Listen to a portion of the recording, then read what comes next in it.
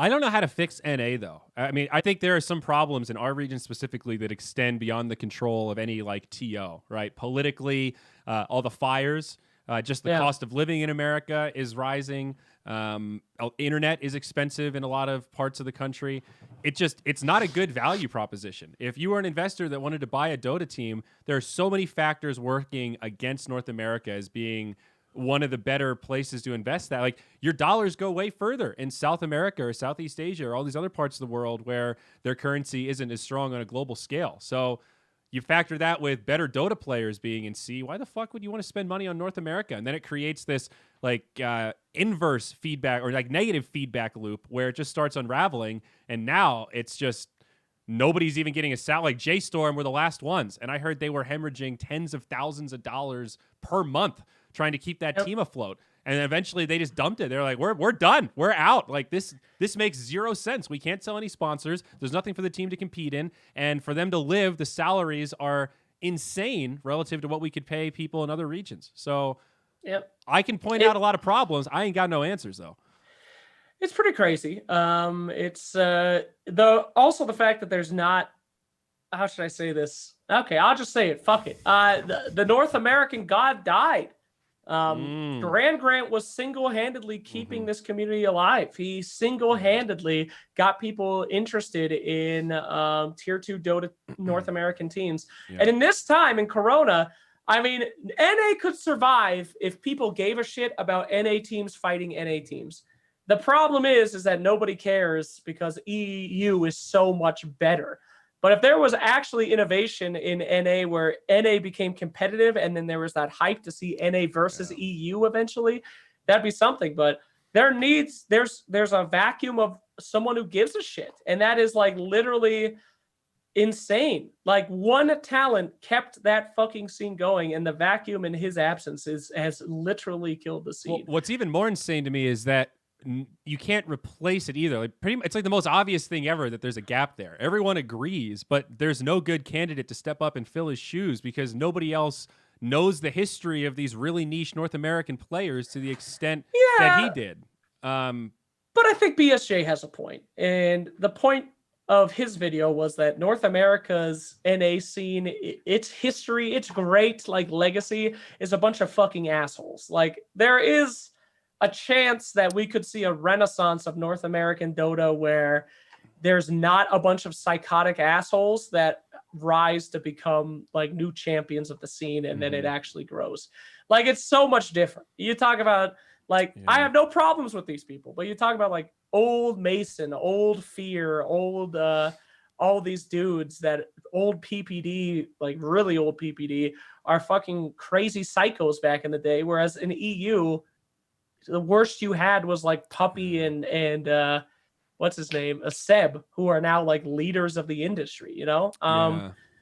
So maybe it sucks that, our old guard is dead in NA, but again, if people can pick up those pieces, then maybe that's good. Maybe we could have, one of the most successful scenes that's ever happened. The problem is that there's no talent to do this. And you need to grow that Dota talent somehow. So we'll see what happens. Buddy, it sounds like we need to start investing in North America. Let's do it. This sounds like a ripe opportunity here. Well, investing with your time. Hey, Trent, are you listening? Are you listening, Trader Trent? Maybe we should stop casting Europe and start casting North America. We could be the heroes that North America doesn't deserve. I mean, it's such a large market, and right now the only people really cornering that market are Mason, who is he nice now? I don't know much about Mason.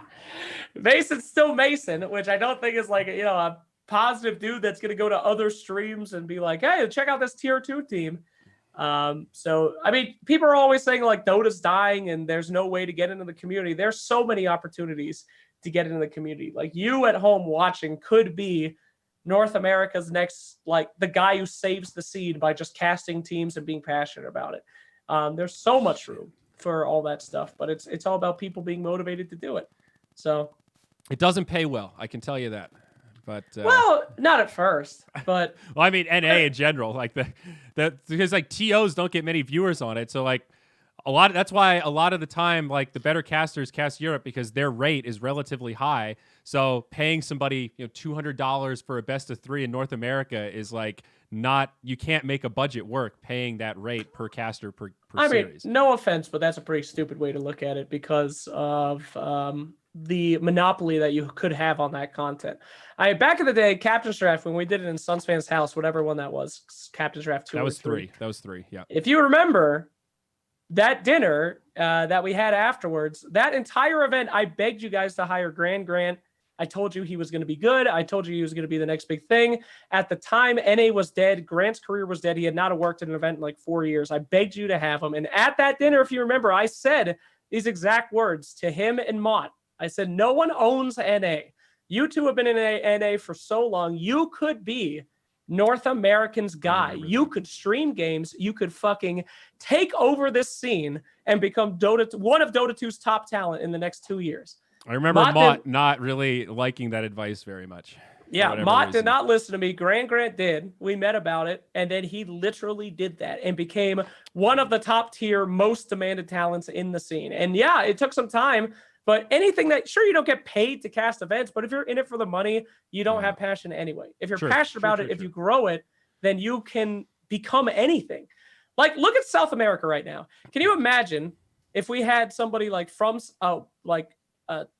what's his name? Tomato or whatever the fuck his name is. Tomato, yeah. Tomato. Imagine if Tomato like really, really worked to be the representative of South America. You hold a DPC event, South America has to be included in every single DPC event. No one knows anything about that scene. But if he knew something about that scene, he would be invited to every single event because they have to be there. The time is now. Corona is here. Yeah. Like, you have 4 or 5 months to take over a scene and become the biggest talent in Dota 2. Yeah, and it's just people waiting for it, Yeah, it's like, it is hard because you have to go a layer deep. You have to be able to talk to the players and get the inside scoop and like understand the storylines. It's not the kind of thing that you can do by just like watching replays. You need to dive in, connect, because that's what Grant did, right? He was connected to the players. That's why he knew all this stuff, because he wasn't just watching the games. After the games, he would talk to him, he would interview him. He was like building a network of all these people, so he was giving you this inside scoop. That's what you have to do. That's the opportunity. That's the hard part. It's not just, hey, I cast NA games, I'm an expert. It's you need to get in there and start networking, man. It's well, tough. You need to, but that's so easy. You take a tier 2 player who's playing in an NA team and say, yo, I want to do an interview with you on stream after the game. Is he gonna say no? Like, it's that extra step of making content, making YouTube videos, actually investing in it your own time. Because it's easy to just fucking cast a game. But making a YouTube content saying, hey, these are the best tier 2 players in North America, and I interviewed them, that is hard. But that is effort. And that's what somebody like Grant did. He cared. So, yeah. Yeah. It's, again, it's like, you're not trying to like defend Grant or anything. It's more just identifying that his absence leaves a big gap. And, I mean, of course, it literally kills the scene. It's like Red Eye too. It is what it is. Yeah. I'm not going to defend Red Eye, but I mean, Red Eye made esports what it is, like in many ways back in the day. And it's like, yeah, you can say that these guys did some fucked up stuff, but in their absence, it is such a void that is actually killing the game. They were so integral to what made stuff possible. It's just, I am blown away that no one is trying to take this opportunity to become the next big, guy for this region. It's nuts. Yeah.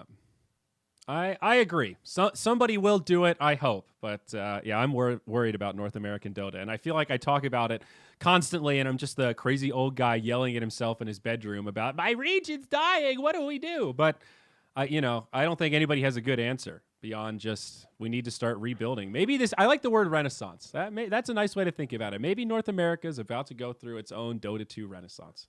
I think so. I hope so. I'm certainly not going to die. Valve is located in Seattle. They're not.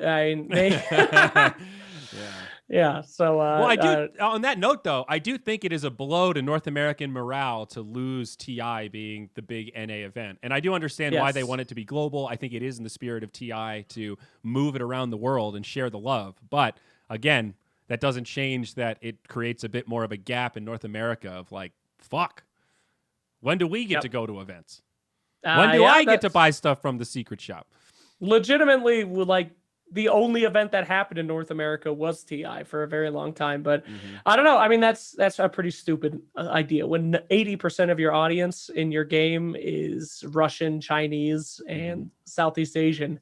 It's pretty fucking stupid to hold the biggest event in North America. But yeah, I don't know, man. It was a big pride hit, but yeah, it's hard to do this stuff in Roni times, and I think it's especially hard to build the NA scene because of that competition, right? Like because of ping, you can't do it. You could build an NA scene if you can invite other people to face off against NA, but with ping right now, NA can't fight any other region but South America, and people have seen that a lot, so it's tough. So